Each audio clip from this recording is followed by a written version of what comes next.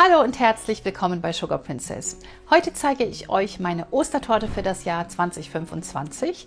Es ist eine leckere Himbeerquark-Sahnetorte mit einer schönen österlichen Dekoration. Sie ist einfach zu machen und sieht wunderschön aus und schmeckt fantastisch. Weitere Rezepte für weitere Geschmäcker findet ihr hier in meiner Oster-Playlist und alle weiteren wichtigen Infos, den Link zum Rezept zum Nachlesen und zum Ausdrucken auf meinem Blog und die Links zu Facebook und Instagram und die Zutaten findet ihr hier unten unter dem Videotitel in der Beschreibung. Dort einfach mehr anklicken. Dort findet ihr auch den Link zu meinem Shop. Und in meinem Shop findet ihr wirklich alles, was ihr zum Backen benötigt. Den Boden für die Torte haben wir uns am Vortag vorgebacken. Es ist mein bekannter Sugar Princess heller Biskuit und den am besten, ja, wie gesagt, vorbacken. Dann lässt er sich am nächsten Tag wunderbar schneiden in 2 oder 3 Böden, je nachdem, wie ihr das mögt. Wir starten nun das Video gleich mit der Zubereitung unserer Quark-Sahne-Himbeercreme. Ich verwende für diese Creme jetzt 11 Blatt rote Gelatine. Ihr könnt aber auch weiße nehmen. Es sieht dann nur noch etwas schöner aus, wenn man rote zur Verfügung hat. Aber macht euch keinen Kopf, wenn ihr sie nicht findet. Also weiße geht auch. Und Agatine geht natürlich auch. Da müsst ihr die Agatine mit den Himbeeren dann 2 Minuten sprudelnd kochen und ebenso angleichen, wie ich das jetzt zeige. Das gerade hier so etwa 5 Minuten in kaltem Wasser einweichen, dass die Gelatine weich wird. Gerade beiseite stellen. Dann ich verwende für die Creme 1000 Gramm Quark und zwar mische ich den so ein bisschen. Magerquark habe ich hier 500 Gramm und dann habe ich noch 500 Gramm Vollfettstufe, das heißt 40-prozentigen. Ihr könnt aber auch Halbfettstufe nehmen oder nur Magerquark, also das ist kein Problem. Der Magerquark und jetzt kommt nochmal die Vollfettstufe. Der ist etwas reichhaltiger und schmeckt dann auch, finde ich, besser. Deswegen mache ich oft auch so eine Kombination aus 2 Quarksorten. 1000 Gramm, wie gesagt, denn wir brauchen ja schon einiges an Masse für diese Füllung, für die Torte. Der Boden ist 26 cm im Durchmesser. Hinzu kommt 150 Gramm Zucker. Dann nehme ich einen Teelöffel Vanilleextrakt oder Paste, ganz egal, was ihr da habt. Ich verwende etwas abgeriebene Zitrone, da habe ich vorhin schon welche zum Frühstück gehabt, zu meiner Avocado. Deswegen habe ich die schon abgerieben. Das werden wir jetzt gleich miteinander verrühren, aber es fehlt noch eine wichtige Komponente, nämlich unser Himbeermark. Und für das Himbeermark habe ich hier tiefgekühlte Früchte, 350 Gramm tiefgekühlte Himbeeren. Die sind bei mir jetzt schon etwas aufgetaut. Die werde ich mir jetzt gerade durchpürieren. Und wenn ihr wollt, streicht ihr sie noch durch ein Sieb. Das spare ich mir immer, weil uns das nichts ausmacht, wenn die Kernchen mit drin bleiben. Aber wer eine ganz zarte Creme haben möchte, ohne Kerne, der sollte sie dann noch durch ein Sieb streichen. Die püriere ich mir gerade durch. Sehr schön. Geben wir dazu.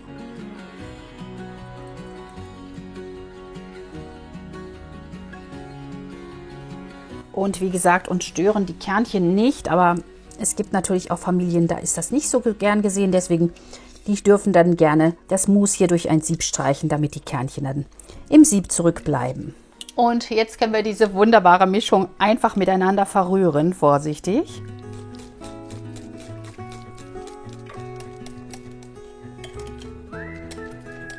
Und schaut mal, was für eine wunderschöne Farbe dabei herauskommt. Richtig toll, rosa. Lieblingsfarbe. Alles ist schön miteinander verrührt. Jetzt dürfen wir das Ganze abschmecken, denn manchmal sind die Himbeeren auch noch etwas säuerlich. Einfach ein kleines Löffelchen nehmen und probieren. Sehr säuerlich, aber ich finde es gut so. Also ich würde vielleicht noch etwas Vanillezucker hinzugeben. Dann nehme ich von meinem selbstgemachten und dann nehme ich noch 2 Löffel Vanillezucker hinzu. Aber das ist absolut Geschmackssache, also probiert das ruhig einfach und schmeckt dann die Creme nach eurem Belieben ab. Da kommt ja auch noch unsere Sahne dazu, das heißt, sie wird noch etwas weniger süß. Aber wir wollen ja auch nicht so viel Zucker in unseren Torten haben, dann schmecken sie auch besser. Schön säuerlich, aber nicht zu säuerlich. Jetzt können wir unsere Gelatine nehmen und die ausdrücken und angleichen. Und da haben wir unsere Gelatine, die ist schön eingeweicht. Einfach gerade zwischen den Fingern ausdrücken. Das überschüssige Wasser kommt weg. So. Und ich gebe jetzt meine Gelatine gleich in eine große Schüssel. Da werde ich gleich dann alles hinzufügen, sonst reicht mir die Schüssel nicht. Die löse ich jetzt vorsichtig auf. Einfach kurz in die Mikrowelle oder gerne könnt ihr das auch über dem Wasserbad machen. Gelatine darf allerdings nicht kochen, im Gegensatz zur Agatine. Sie darf nur warm gemacht werden. So, nach ein paar Sekunden in der Mikrowelle, ich mache immer so 15 bis 20 Sekunden maximal, ist sie schon geschmolzen. Und dann können wir hier einfach 6 Esslöffel von unserer bereits zubereiteten Creme dazugeben und die gerade mit reinrühren, um unsere Creme anzugleichen. 6. Ich nehme mal hier mein Rührgerät, rühre das schön rein. Sehr gut. Und jetzt gebe ich einfach den Rest noch dazu, weil ich die Schüssel ja wechseln will. Erstmal so ein bisschen was, dass wir weiter angleichen. Dann klumpt da auch nichts. Also das geht auf jeden Fall gut. So gebe ich jetzt den ganzen Rest hier noch mit rein. Was für eine wunderschöne Himbeerfarbe haben wir jetzt hier.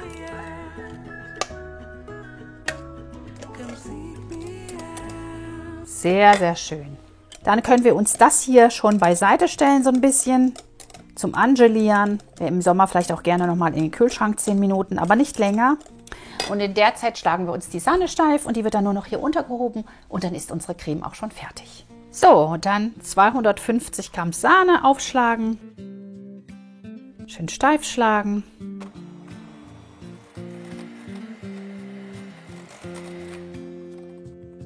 So, das reicht auch schon. Die muss nicht super steif sein. Und wir können sie einfach gerade unterheben unter unsere angelierende Creme. Die wird schon ein bisschen dicklich tatsächlich. Ja, nochmal kurz durchrühren. Und dann kann hier die Sahne dazu. Wunderschön. Ach, ich liebe einfach solche leckeren, fruchtigen Cremes. Das sind schon die schönsten Ostertorten, aber auch sonst. Die jetzt gerade einfach nur unterheben, die Sahne.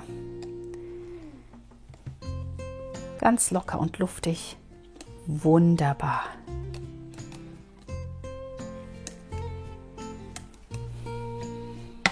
Gerade noch mal einmal mit dem Spatel schauen, dass alles auch unten mit verhoben ist.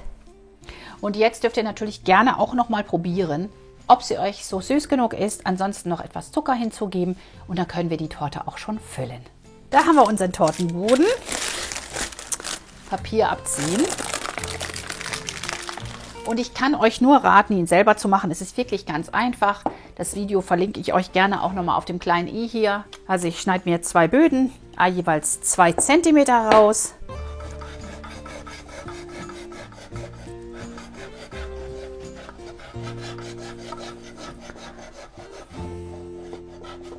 Und wunderschön, unser unterster Boden oder der oberste, je nachdem wie man es sieht, ist fertig, gerade beiseite. Und jetzt können wir den nochmal schön schneiden und dann nehmen wir uns die Backhaut ab. Machen wir auch nochmal 2 cm. Und somit haben wir 2 schöne Böden und jetzt können wir die Torte auch schon füllen. Und dann kommt der erste Boden hier auf die Tortenpappe. Gerne könnt ihr auch noch einen Mürbteigboden drunter basteln, wenn ihr das wollt. Tortenrandfolie, ich verwende die auch gern wieder. Auch die gibt es bei mir im Shop zu kaufen. Und wenn wir das hier fertig haben, dann können wir hier einfach Klick machen und schon ist alles wunderbar miteinander vereint. Jetzt machen wir hier noch ein kleines Kleberchen an die Folie. Dann hält das auch gut. Und jetzt geben wir unsere Füllung einfach hier auf den Boden.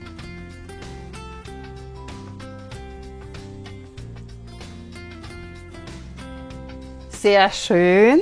Wir können mit unserer Streichhilfe alles schön glatt streichen. Mit dieser Streichhilfe, mit der Sugar Princess Streichhilfe, kommt ihr in jede Torte, auch in die engen Torten, wunderbar rein. Es ist ein bisschen anderes Arbeiten als mit einer Palette, aber man gewöhnt sich dran. Probiert es also unbedingt mal aus, es ist wirklich klasse und man hat dann keine Schwierigkeiten mehr.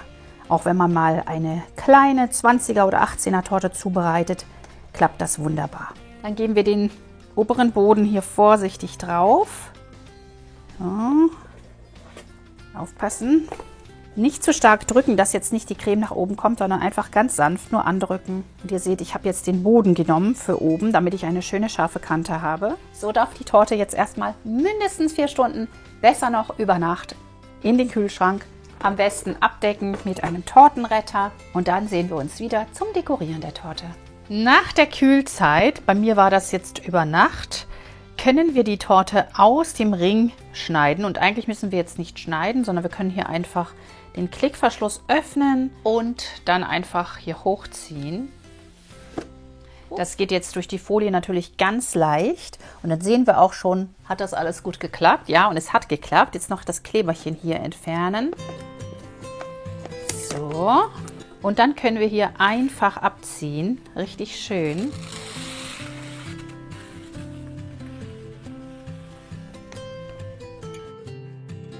Und unsere Torte ist wunderbar fest geworden. Richtig schön. Man könnte sie jetzt so auf den Tisch stellen. Einfach ein bisschen Puderzucker drauf. Und es wäre schon klasse. Wir werden sie noch ein bisschen aufpimpen. Aber wenn ihr wollt, könnt ihr sie natürlich auch wirklich einfach nur bestäubt auf den Tisch stellen. Und das wäre auch kein Thema. Sie würde wunderbar schmecken und auch schön aussehen. Ja, jetzt brauchen wir 350 Gramm Sahne noch für die Deko. Und ich habe etwas sahnefest entsprechend. Beziehungsweise Sun Apart habe ich jetzt genommen 3 Teelöffel. Ihr könnt aber auch einfach 2 Tütchen sahnefest mit einrieseln lassen. Und ich nehme dazu noch etwas glatt gerührten Himbeergelee, 50 Gramm. Den einfach glatt rühren. Der wird jetzt gleich dann noch drunter gehoben. Und dann haben wir eine schöne Himbeersahne. Gerade anschlagen.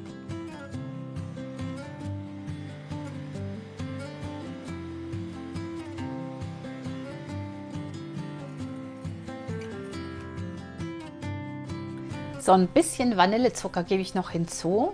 Nicht allzu viel, einfach nur so ein Hauch, denn wir haben ja auch noch das Püree, was wir noch dazu geben.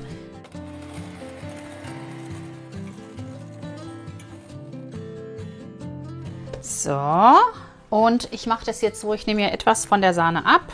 Das werde ich jetzt zum Einstreichen verwenden. Den Rest lasse ich hier in der Schüssel, den kann ich nachher nochmal fester aufschlagen für die Dekoration, denn wir wollen ja noch schöne Nester spritzen. Auf diese Weise kann ich dann diese Sahne hier nochmal fester aufschlagen. Das ist mir ganz recht. Jetzt kommt hier noch glatt gerührtes Gelee dazu, Himbeergelee. 50 Gramm, dass wir einfach eine schöne Himbeersahne erhalten, die auch ein bisschen gesüßt ist. Gerade noch unterrühren.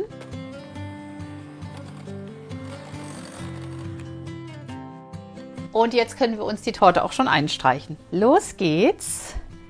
Einfach oben alles raufgeben auf die Torte und dann zu den Seiten runterstreichen.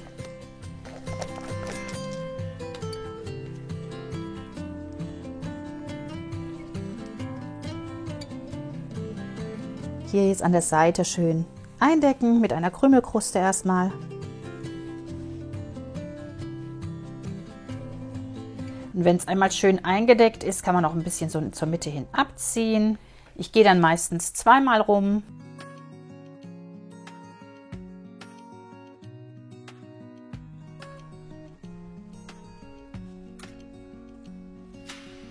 Wunderbar, unsere Torte ist perfekt abgezogen. Jetzt können wir unsere gerösteten Mandelblättchen angeben. Vorsichtig hin und her bewegen und bis sie braun werden. Also wenn ihr eine größere Pfanne habt, ist es auch nicht verkehrt. Ich habe jetzt hier einen größeren Topf genommen. So, und einige fangen jetzt an braun zu werden. Und dann sind sie auch richtig und fangen an so ein bisschen zu knistern. Und da kann man sie dann auch schon auf einen Teller umfüllen, dass sie schön abkühlen können. Ich habe jetzt meine Mandelblättchen 10 Minuten in den Kühlschrank einfach gestellt mit dem Teller. Jetzt können wir sie mit der Teigkarte oder einfach mit der flachen Hand andrücken, vorsichtig. Dabei ist es normal, dass immer so ein bisschen was runterfällt. Also lasst euch da nicht irritieren. Sonst müsste man die Torte in die Hand nehmen, wie das die Konditoren machen, und dann ringsum mit der Hand auch andrücken. Aber bei so einer großen Torte ist das relativ schwierig, deswegen daheim, so mit dieser Methode ist das eigentlich das Einfachste. Ja, und das machen wir jetzt so lange, bis wir hier zufrieden sind und überall alles schön bedeckt haben. Jetzt geht es ans Dekorieren. Hier habe ich jetzt einen Spritzbeutel mit der restlichen weißen Sahne, einfach nur mit dem bisschen Zucker. Und es ist eine mittlere Lochhülle vorne dran. Und jetzt kann ich hier einfach kleine Nester spritzen. Deswegen werde ich jetzt die Torte erstmal einteilen. Möglichst mittig aufsetzen natürlich. Gerade kurz einteilen. Perfekt. Und dann werde ich jetzt auf jedes Stückchen so ein kleines Nest spritzen und da die entsprechenden Süßigkeiten reinlegen.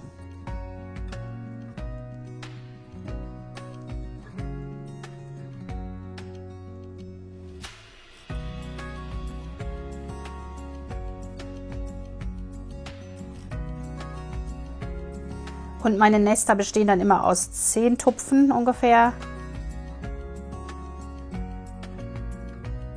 Und das letzte Nest.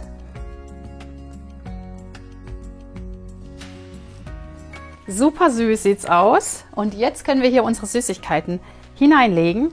Ich Ich habe jetzt einmal Perleier, da ist schon eins rausgeflogen. Und dann habe ich hier so kleine Mini-Eier und Mini-Marshmallows. Und das kann man jetzt so ein bisschen hier verteilen. Einfach dazulegen, sodass es eben wie kleine Osternester aussieht. Verschiedene Farben miteinander kombinieren.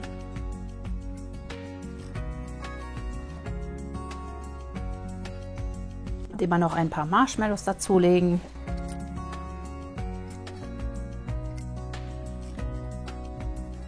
Und immer so ein bisschen abwechselnd in verschiedene Richtungen drehen, damit es schön aufgelockert aussieht. Und so hat dann auch jedes Kind oder jeder Erwachsene sein eigenes, schönes Nestchen, was er dann vernaschen kann.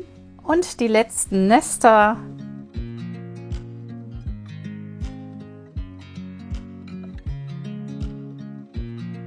Wunderschön und fast fertig. Das Einzige, was ich noch mache, ist in die Mitte einen kleinen Kreis spritzen. Und jetzt kann man in die Mitte, wenn man möchte, noch mal ein paar schöne Mandelblättchen streuen, dass jedes Stück noch mal Mandel hat. Und dann ist unsere Torte für dieses Jahr Ostern fertig und wir können sie probieren. Diese Pastellfarben sind einfach der Oberhammer. Einmal schön anschneiden.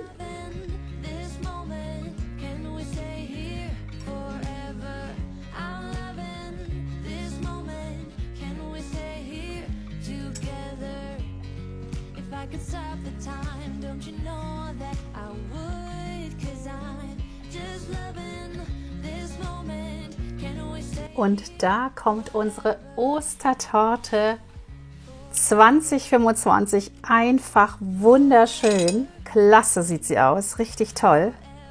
Und ich freue mich jetzt aufs Probieren. So, ein wunderschönes Törtchen. Wirklich einfach der Wahnsinn. Passt wirklich einfach grandios zu den Ostertagen. Und ich probiere sie jetzt für euch. Hier muss man eine große Gabel nehmen. Fluffiger Boden, zarteste Creme, eine super Kombination.